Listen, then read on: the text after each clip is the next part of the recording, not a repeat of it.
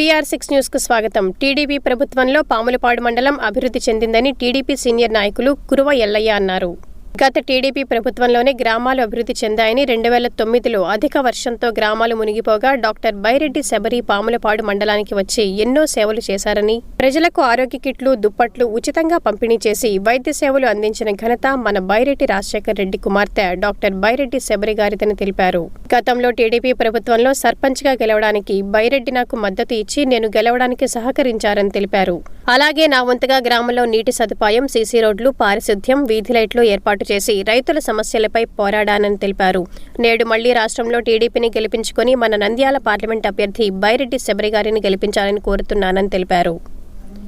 దేశ ప్రధానమంత్రి, అలాగే సర్వోన్నత న్యాయమూర్తి, సుప్రీంకోర్టు న్యాయమూర్తిని, హైకోర్టు న్యాయమూర్తిని, ముఖ్యమంత్రిని కూడా తన మార్పులైనటువంటి ముఖ్యమంత్రికి రప్పించి రైతులను అందరినీ ఏకీభవించి అందరి సమస్యలో ఒక లోకాదాలతను వ్యవస్థను పెట్టి ప్రతి ఒక్కరికి న్యాయం చేసిన మహనీయుడు మన బైరెడ్డి రాజశేఖర రెడ్డి అని సభాముఖం గర్వంగా చెప్పదలుచుకున్నాను.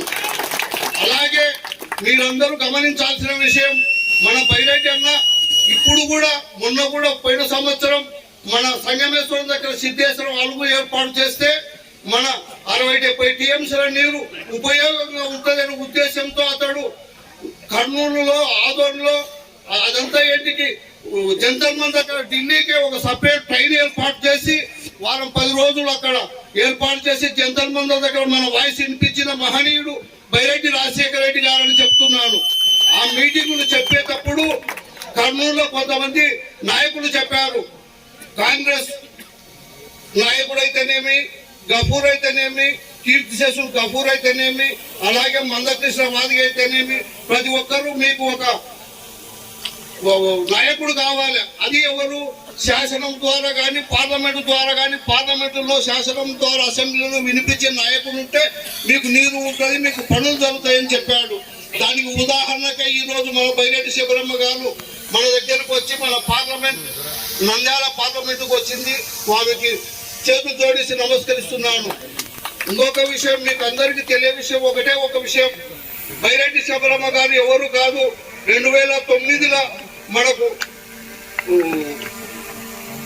అధిక వర్షాలు పడి జల సముద్రం అయిపోయింది.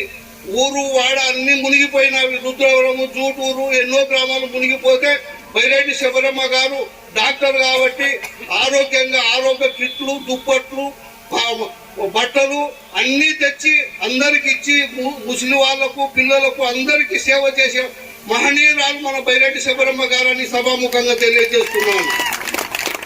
అలాగే మన మొట్టమొదటిసారి నంద్యాల పార్లమెంటుకు మన బైరెడ్డి శబరమ్మ గారికి పార్లమెంట్ టికెట్ ఇచ్చారు. మొట్టమొదటి పార్లమెంటరీయంగా మన శబరమ్మ గారికి మన ఆడవారు, పిల్లలు అందరూ ఆమెకు చేతులు జోడించి నేను నమస్కరిస్తున్నాను. ఆమెకు ఓటు వేయించి ప్రతి ఒక్కరూ గెలిపించాల్సిందిగా నేను ఈ సభాముఖంగా తెలియజేస్తున్నాను.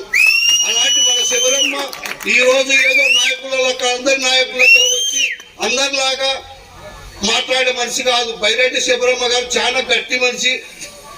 ఒక లెక్క చెప్పాలంటే ప్రజలలో మమేకమై డాక్టర్ వృత్తి ఉంది కాబట్టి అతడు అందరికీ ఎన్నోసార్లు డాక్టర్గా కూడా మా గ్రామానికి ఇక్కడికి ఈ ఏరియాలకల్లా వచ్చి ఆమె డాక్టర్ గా పని చేసిపోయింది. అంటే ఉచితంగా, మీరు పని చేసిపోయిందంటే ఏదో విధంగా కాదు, ఉచితంగా పని చేస్తూ ప్రతి ఒక్కరికి అందుబాటులో ఉండే మనిషి శబరమ్మ గారని సభాముఖంగా తెలియజేస్తూ, అలాగే నేను కూడా మీకు అందరికి చెప్పదలుచుకునే 2 విషయాలే. మన బైరెడ్డి రాజశేఖర రెడ్డి గారు వారి ఆధ్వర్యంలో నేను కూడా ఇక్కడ సర్పంచ్ అయినాను.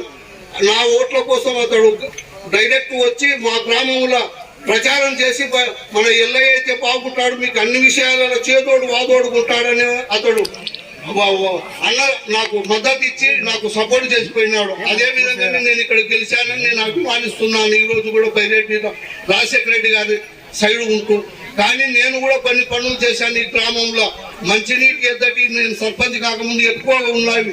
బావుల దగ్గర, బోర్ల దగ్గర రాత్రి నిద్ర కాసి 10 పశువులు ఉన్న ప్రతి ఒక్క రైతు కూడా ఒక మనిషిని పెట్టుకొని నీరు తేలేని పరిస్థితిలో ఉంటే నేను తెలుగుగంగ దగ్గర ఒక ట్రాన్స్ఫారం బిగించి 2 పెద్ద మోటార్లు వేసి పైప్ లైన్ ద్వారా మొత్తం ఈ గ్రామానికి నీటి వసతి ఏర్పాటు చేశాను. అది బైరెడ్డి పుణ్యమే అని చెప్తున్నాను. అలాంటి బైరెడ్డి గారిని ఈ రోజు మనం ఈ స్టేజ్ మీద చూస్తున్నాం కాబట్టి నేను మీకు అందరికీ మనవి చేస్తున్నాను. అలాగే మా గ్రామంలో మంచినీటి కుళాయిలు అయితేనేమి, సిమెంట్ రోడ్స్ అయితే, ఎస్సీ కాలనీ మొత్తం అన్ని ఎక్కించాము. అలాగే మీకందరికీ నేను తెలియజేస్తున్నామంటే ఈ పారిశుద్ధత గురించి, అలాగే ఎల్ఈడి బల్బుల గురించి ప్రతి ఒక్కరికేసి అవే ఇప్పుడు కూడా వెలుగుతున్నవి. అలాంటి పని చేసిన కాబట్టి మీకు అందరికీ నేను పేరున ధన్యవాదాలు తెలియజేస్తూ ఈ అవకాశం కల్పించినట్టుగా అందరికీ నేను నమస్కారం తెలియజేస్తున్నాను.